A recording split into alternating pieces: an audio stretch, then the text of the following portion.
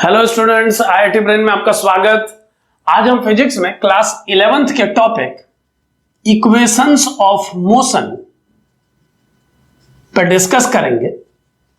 इससे पहले भी इस टॉपिक पर हम क्लिप तैयार कर चुके हैं, लेकिन आज हम ग्राफिकली इन इक्वेशंस को डेवलप करने की कोशिश करेंगे।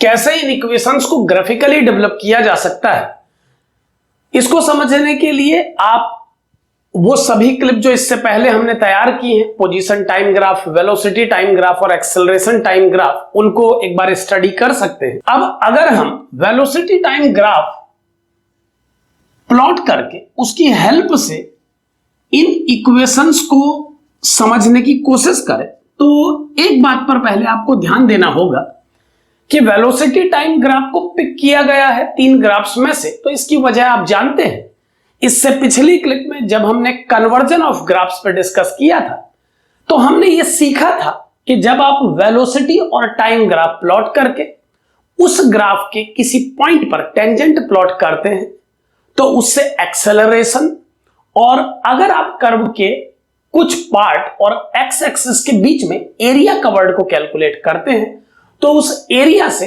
ट्रेवल्ड डिस्प्लेसमेंट का पता चलता है। वेलोसिटी टाइम ग्राफ में एरिया और स्लोप दोनों ही इंपॉर्टेंट है और दोनों अलग अलग फिजिकल क्वांटिटी से एसोसिएटेड है। तो हम 3 ग्राफ्स में से वीटी ग्राफ को चुन रहे हैं, क्योंकि इस ग्राफ की हेल्प से हम एक्सेलरेशन और डिस्प्लेसमेंट दोनों फिजिकल क्वांटिटीज को कवर कर पाएंगे। अब ध्यान दें, मान लीजिए किसी पार्टिकल का वेलोसिटी टाइम ग्राफ इस कार्टेशियन प्लेन पे प्लॉट किया जाना है। यहां पर मैं आपको बता दूं कि अगर आप किसी पार्टिकल के वेलोसिटी और टाइम के बीच में एक ग्राफ प्लॉट करें और उसकी हेल्प से इक्वेशंस ऑफ मोशन डेवलप करने की कोशिश करें, तो ऐसी कंडीशन में जिस वेलोसिटी को आप टर्म के रूप में वाई एक्सिस के अलोंग यूज कर रहे हैं, उस वेलोसिटी को किसी पर्टिकुलर डायरेक्शन में होना चाहिए। यानी कि ध्यान दें, जो मैं बोलना चाहता हूं उसका अर्थ यह है कि अगर वेलोसिटी, एक्सेलरेशन और डिस्प्लेसमेंट वेक्टर्स के अपने अपने डायरेक्शंस हैं किसी टाइम इंटरवल के लिए, तो उस कंडीशन में ग्राफ प्लॉट करते समय आप वेलोसिटी के, एक्सेलरेशन के और डिस्प्लेसमेंट के किसी एक डायरेक्शन में चुने गए कंपोनेंट के लिए ही ग्राफ प्लॉट कर पाएंगे। आप ये जानते हैं कि हम इस ग्राफ को किसी लीनियर मोशन के लिए एक्सप्लेन कर रहे हैं। ग्राफिकली जब आप इक्वेशंस ऑफ मोशन को एक्सप्लेन करते हैं, तो आप ऐसा किसी पर्टिकुलर डायरेक्शन में ट्रेवल्ड कंपोनेंट्स के लिए ही कर पाएंगे। आप ये जानते हैं कि एक ही ग्राफ पेपर के ऊपर आप डिस्प्लेसमेंट के एक्स वाई जेड सभी कंपोनेंट्स को प्रेजेंट नहीं कर पाएंगे।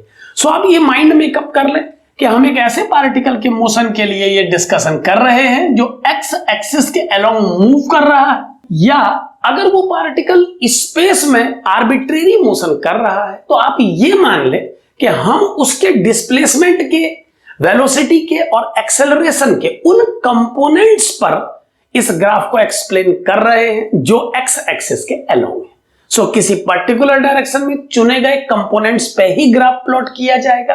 आप ये जानते हैं कि 2 डायमेंशनल प्लेन पर बनाया गया ग्राफ 2 ही एक्सिस में शो किया जा सकेगा। 3D में इस ग्राफ को शो करना डिफिकल्ट होगा। 2 डायमेंशन में प्लॉट किया गया ये ग्राफ एक एक्सिस के रूप में टाइम को कवर कर रहा है। केवल एक ही एक्सिस हमारे पास रिमेनिंग है जिस पर हम अपने वेरिएबल को एक्सप्लेन कर पाएंगे। v को आप वेलोसिटी का कोई कंपोनेंट समझें, या अगर पार्टिकल लिनियर मोशन कर रहा है तो आप v को वेलोसिटी का मैग्नीट्यूड समझ सकते हैं। मान लीजिए एक पार्टिकल कांस्टेंट एक्सेलरेशन से मूव कर रहा है। आप जानते हैं कि इक्वेशंस ऑफ मोशन को डेवलप किया गया है कांस्टेंट एक्सेलरेशन से मूव करने वाले पार्टिकल के लिए। ध्यान दें कि अगर हम किसी पार्टिकल के लिए वीटी ग्राफ प्लॉट करेंगे, तो कांस्टेंट एक्सेलरेशन से चलने वाले पार्टिकल के लिए इस ग्राफ को कुछ इस तरह का होना चाहिए। यहां पर आप ध्यान दें कि इनिशियल वेलोसिटी को u और फाइनल वेलोसिटी को v कंसीडर करके यह ग्राफ प्लॉट किया जा रहा है। एक्स एक्सिस में प्रेजेंट किए जाने वाले टाइम को इस केस के लिए मैं t मान ले रहा हूं, यानी टोटल 0 से लेकर t तक t टाइम इंटरवल के लिए इस मोशन को स्टडी किया जा रहा है। अब ध्यान दें, क्योंकि इस लाइन का स्लोप कांस्टेंट है, तो यह लाइन एक कांस्टेंट एक्सेलरेशन से चलने वाले पार्टिकल को प्रेजेंट करती है। और हम जानते हैं कि वीटी ग्राफ में लाइन के स्लोप से एक्सेलरेशन को कैलकुलेट किया जा सकता है। सो वीटी ग्राफ प्लॉट करने के बाद अगर हम इस लाइन का स्लोप कैलकुलेट करें तो इस लाइन के स्लोप tan थीटा से हम एक्सेलरेशन को एक्सप्लेन कर पाएंगे। अब यहां ध्यान दें, जो ट्रायंगल आप देख पा रहे हैं इस ग्राफ में, इस ट्रायंगल में tan थीटा को लिखा जा सकता है v माइनस u। आप समझ सकते हैं कि अगर ये लेंथ u और ये v है तो इसे v माइनस u होना चाहिए और इस बेस को t लिखा जा सकता है। सो tan थीटा को इस ट्रायंगल के accordingly v minus u by T लिखा जा सकता है। और हम जानते हैं कि tan थीटा एक्सेलरेशन को एक्सप्लेन कर रहा है।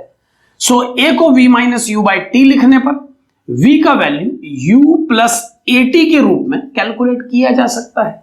यानी जिस पार्टिकल को हम एक्सप्लेन करने की कोशिश कर रहे हैं, जिस पार्टिकल के मोशन को हम एक्सप्लेन कर रहे हैं, उस पार्टिकल की फाइनल वेलोसिटी को एक्सेलरेशन के टर्म में कुछ इस तरह से दिया जा सकता है। यहां पर आप ध्यान दें, हम इस इक्वेशन को स्केलर फॉर्म में प्रेजेंट कर रहे हैं।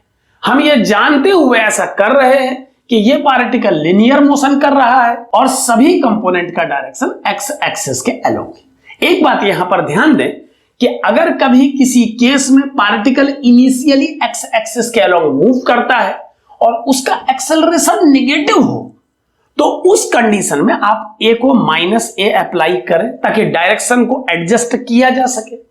और ठीक इसी प्रकार अगर किसी कंडीशन में इनिशियल वेलोसिटी का डायरेक्शन एक्स एक्सिस के अलोंग हो और एक टाइम इंटरवल के बाद final velocity minus x axis की तरफ आ जाए, तो u और v को रिस्पेक्टिवली प्लस और माइनस पुट करके आप a की वैल्यू को कैलकुलेट कर पाएंगे। जब हम स्केलर वे में किसी इक्वेशन को एक्सप्लेन करते हैं तो उस इक्वेशन में वेक्टोरियल प्रेजेंटेशन नहीं रखते हैं। तो यहां पर आपको ध्यान रखना पड़ेगा कि ऐसी स्थिति में आपको यह डिसाइड करना होगा कि किस डायरेक्शन के कंपोनेंट्स को आप प्लस कंसीडर करेंगे और किस डायरेक्शन के कंपोनेंट को माइनस। यह बात आपको ध्यान रखनी होगी ताकि डायरेक्शन को एडजस्ट किया जा सके।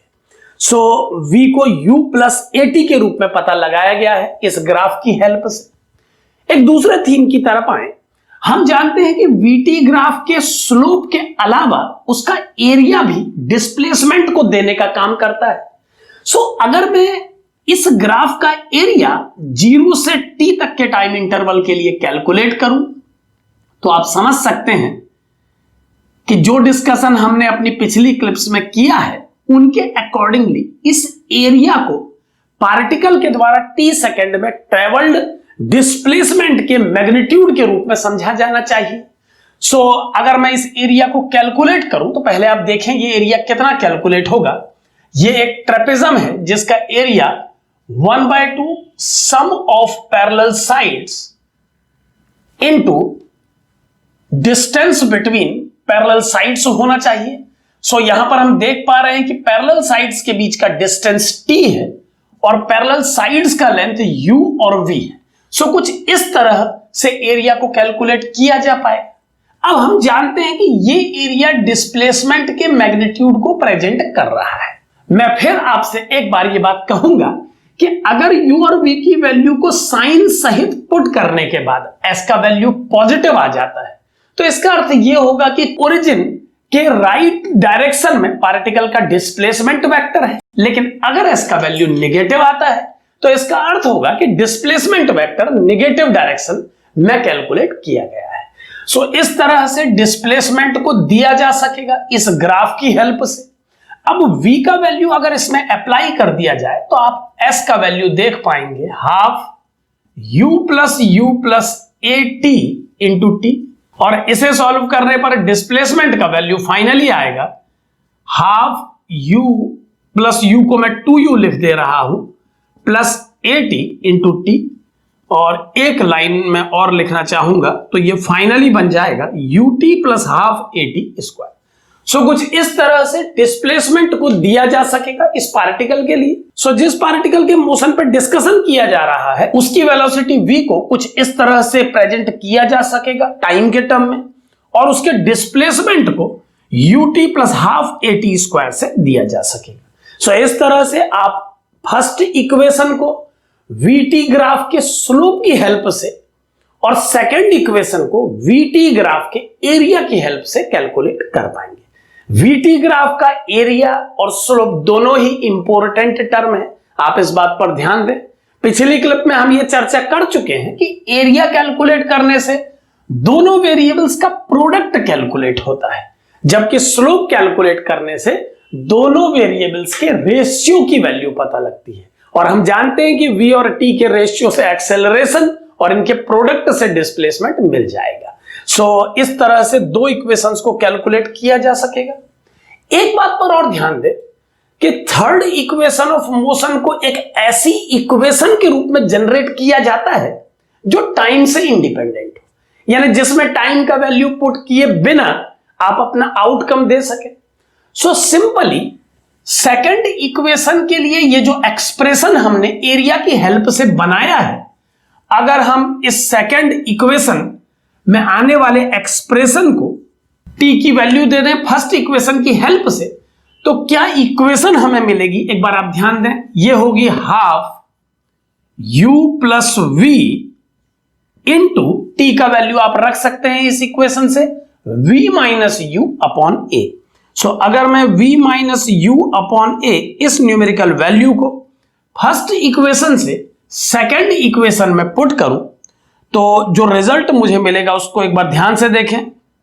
ये होगा 2 into S into A equal to v minus u, और v प्लस यू के प्रोडक्ट को हम लिखेंगे v square minus u square. यहां पर ध्यान दें कि v minus u upon a को जब टाइम की वैल्यू के रूप में लिखा गया है तो v, u और a को केवल मैग्नीट्यूड के रूप में यूज किया गया है। यहां पर आप ध्यान दें वेक्टर्स में डिवीजन ऑपरेशन नहीं होता है, हम बिना वेक्टोरियल साइन के केवल प्लस और माइनस कन्वेंशन के बेस पर डिस्कशन कर रहे हैं। सो टाइम को v माइनस यू बाई ए लिखा जा सकता है। कई बार स्टूडेंट ये कंफ्यूजन माइंड में ले आता है कि वेक्टर्स कैसे डिवाइड हुए, तो ये बात मैं शुरुआत में ही बता चुका हूं कि आप लीनियर केस को सॉल्व कर रहे हैं और कन्वेंशनली दो डायरेक्शंस को एक्सप्लेन करने के लिए आप प्लस और माइनस को यूज कर रहे हैं।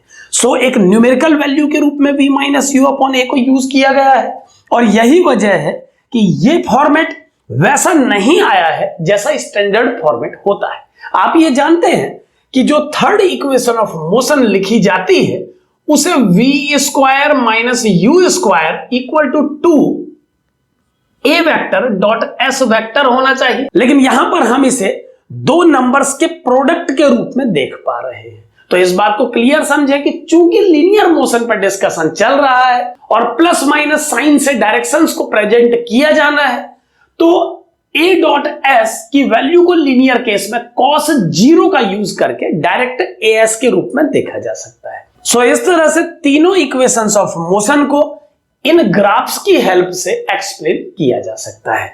ग्राफ के एरिया से सेकंड इक्वेशन को कैलकुलेट करके, स्लोप से फर्स्ट इक्वेशन को कैलकुलेट करके, उन दोनों की हेल्प से थर्ड इक्वेशन को कैलकुलेट किया गया है। सो एक लिनियर मोशन करने वाले पार्टिकल के लिए या प्लेन में चलने वाले किसी पार्टिकल के किसी एक डायरेक्शन में लिए गए कंपोनेंट से एसोसिएटेड इक्वेशंस ऑफ मोशन कुछ इस तरह से ग्राफिकली डेवलप की जा सकती है। Thank you.